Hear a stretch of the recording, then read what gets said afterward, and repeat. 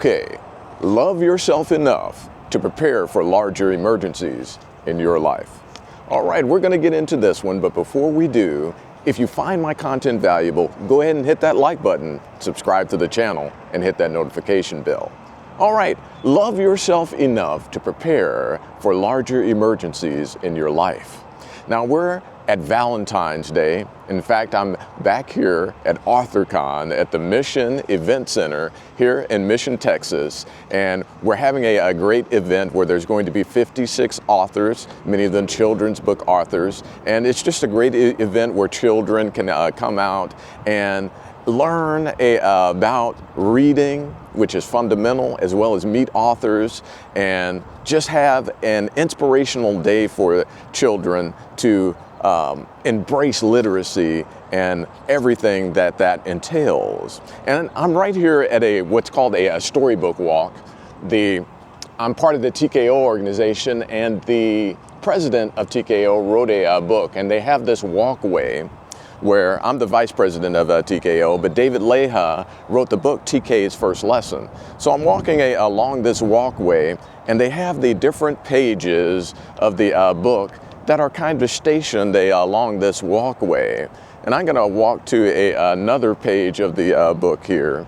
But we're going to be talking about getting that fully funded emergency fund. And I kind of think about it like pages of a book. Here's another page of the book. So children are able to walk along here and get there. But as you're looking at having that fully funded emergency fund, taking care of everything, it's like turning pages in a book. We've kind of talked about how to set up your finances.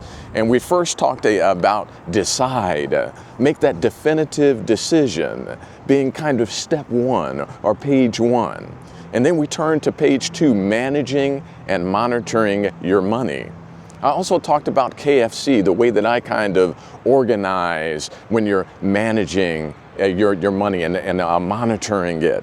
And KFC talks about bills or expenditures that you have, bills that you would K, keep, and bills that you would F, fix, and then finally the C, the bills that you would cut. And so we talked about that as kind of the second page of taking care of your finances. And then the third page is that beginner emergency fund that I often suggest about $2,000. But even with things like medical insurance, sometimes the deductible can be up to $3,000. So the money guy suggests taking care of your highest deductible. So it could be in the $3,000 range, but I really recommend at least $2,000. So we talked about that as kind of page number 3. And as you continue to turn the pages, then page number 4 is that company match. That's important because that's often a 100% return on your money. So page number 4 being that company match, and then turning into eliminating debt. And we talked about eliminating debt with that debt snowball or the debt avalanche. So you can really use either one. The debt snowball, you start with you list your bills rather from smallest to largest. Start with that smallest bill, knock that out, and then you start to attack the next bill with the money that you have extra from paying off that first bill, and so on. So you attack the next highest, and then the next highest, and using the money from the other bills that you paid, attack the next one, creating that snowball. And then the debt avalanche, listing your bills from largest interest rate to smallest interest rate, attacking that bill with the highest, or that debt rather, with the highest interest rate, and then going to the next highest interest rate and the next highest interest rate, and so on, okay? The debt avalanche. So we talked about that, eliminating debt, okay? And now we're getting to that point of getting that fully funded emergency fund. Now, in the financial literature, and financial experts often talk about having 3 to 6 months worth of expenses. Well, I just read a statistic recently that only 46% of people actually have, Americans, 46% of Americans actually have a 3-month emergency fund. That means that over half of Americans do not have 3 months worth of expenses saved in something like a high yield savings account. Now, I really recommend something like a high yield savings account because you're able to get some interest on your money, okay? Now, I want to digress to say that the interest that you earn on this money is not the really important part. The important part is that you actually have it when you do have an emergency. I also read in the past that every 10 years, you're probably going to have a major emergency of some sort. For me, our home flooded. That was my major emergency. Now, my wife and I did have flood insurance, but there's all sorts of costs around that. Plus, if your home floods, you want to get things done immediately. And so we were making large checks to contractors to come in and cut out the drywall and things like that. Something like this is going to happen to you. For us, it was a flood. For you, it may be a health emergency. It may be something else, but you want to be ready for it. I think about the analogy of a plane, okay? Often when you go to a plane, one of the first things that the stewardess and all of those do is they have that presentation where if something happens in the cabin, that those oxygen masks come down, and you need to put those oxygen masks on to survive because there isn't the oxygen that you need up at high altitude. So those oxygen masks need to be there, okay? An emergency is going to happen. You want to make sure that you have your oxygen mask to deploy that 3 to 6 month emergency fund. Now, which one do you need, 3 months or 6 months? Well, that depends upon your situation. Are you a single income household, meaning your income takes care of every single thing in that household?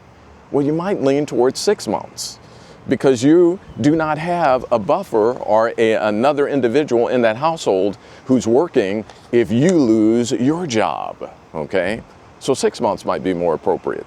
If you're in a 2-income household and you have very stable employment, maybe 3 months would be okay.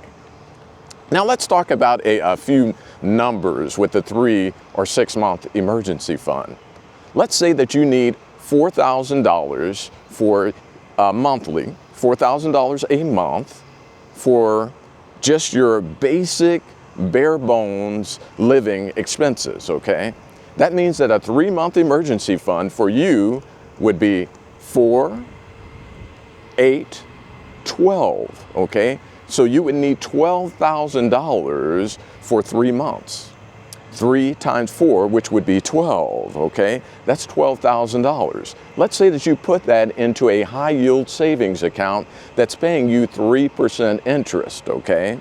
A high yield savings account that pays you 3% interest would mean that if you put that $12,000 in a high yield savings account, at the end of the year, you would have $360. Or if you want to look at it monthly, that high yield savings account would pay you about $30 per month. That's nice.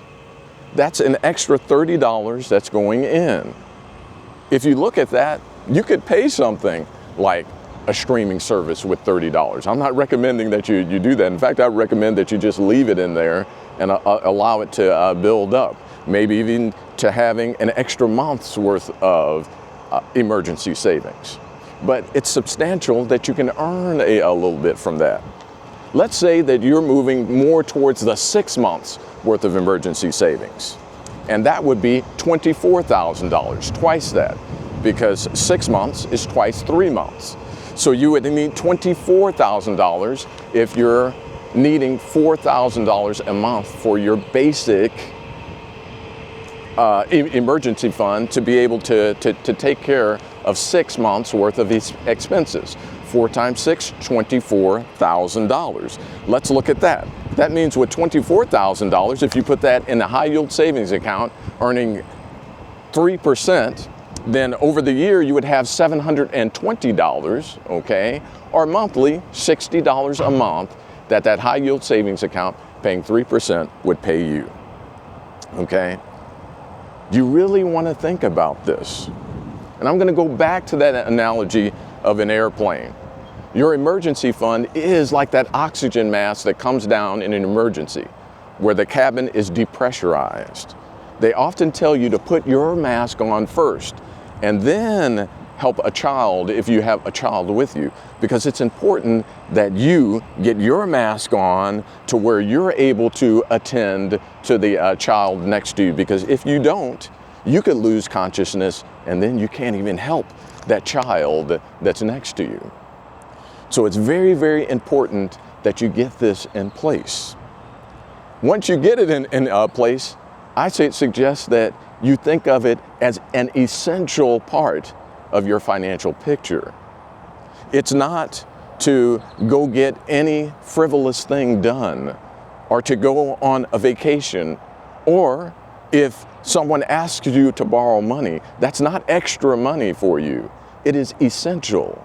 It is like that oxygen mask that's going to fall down if a cabin of a plane is depressurized. It's the same as when your emergency hits. You want to make sure that you're able to deploy the funds from that emergency fund to take care of you, okay? Care enough about yourself to set things up to where if an emergency hits, it doesn't derail your financial journey. I hope that this one helps, and I hope that it hits you right in your heart to where you actually take the steps that it takes to get to this 3 to 6 months emergency fund. And if you take the steps that we're talking about, eliminating bills, I'll mention just one other little scenario that may help you to see that you can get to this 3 to 6 months. Let's say that you have a car payment of $700, and through getting rid of your debt, you get rid of that car payment.